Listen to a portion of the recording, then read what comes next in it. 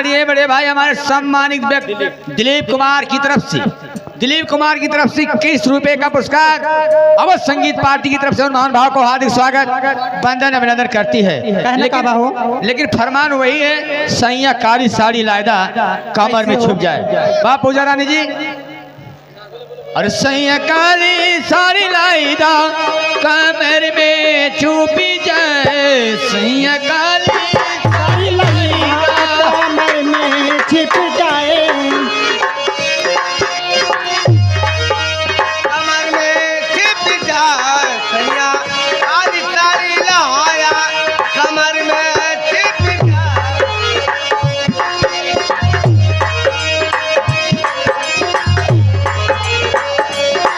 कमर में छुप जाए, कमर में छुप जाए, कमर में छुप जाए, राजा काली साड़ी लायदा कमर में छुप जाए।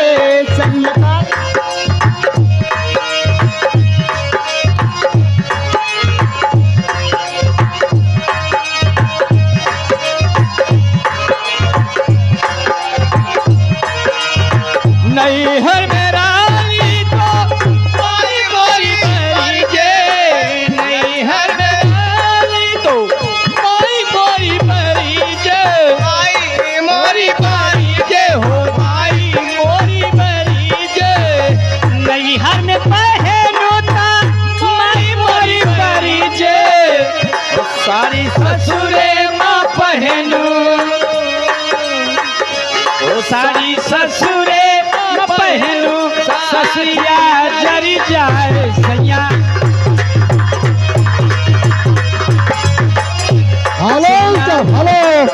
हेलो इसी बीच में दीदी फिर वही आगे छाया हुआ नाम हमारे माननीय राम आशीष प्रधान। हाँ जी, राम आशीष प्रधान ग्राम कौड़ाहा सरवाल क्षेत्र, उनकी तरफ से फिर 1 रुपए का पुरस्कार आ रहा मैडम।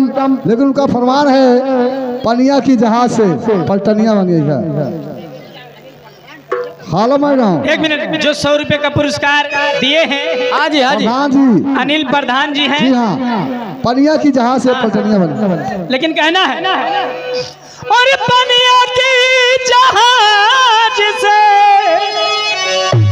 सुनिए प्रधान जी, जोन तोहर मोछ एकदम टाइट बया। अरे वही मोची ताव कैंची एकदम काट दे कुछ से। काहे कहो पनिया की जहाज से पलटनिया बन अइहा, हे पिया ले ले अइहा हो,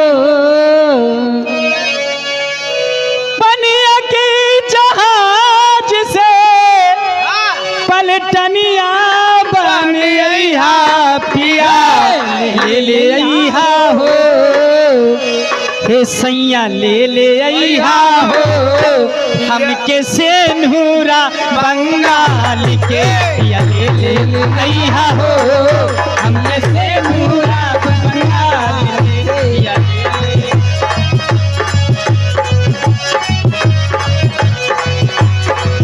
पनिया के जहाज से,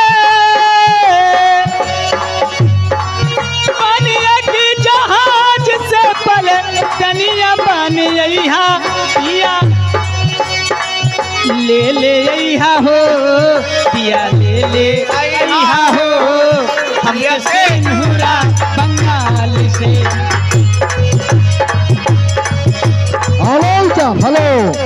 हेलो इसी बीच में आ गए माननीय हमारे श्री राम जन्म ऑटो पार्ट पहतीपुर, उनकी तरफ से 23 रुपए का पुरस्कार आ रहा मैडम।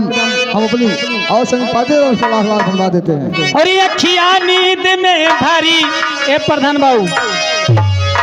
बाबू जानत हमार के लागथिन का हो प्रधान बाबू ना जन तुम्हार के लागथिन ये हुए तो हार हुए हमार फुफ्फा हुए। आइए प्रधान फुफ्फा तो हरे। हाँ अच्छा ठीक है।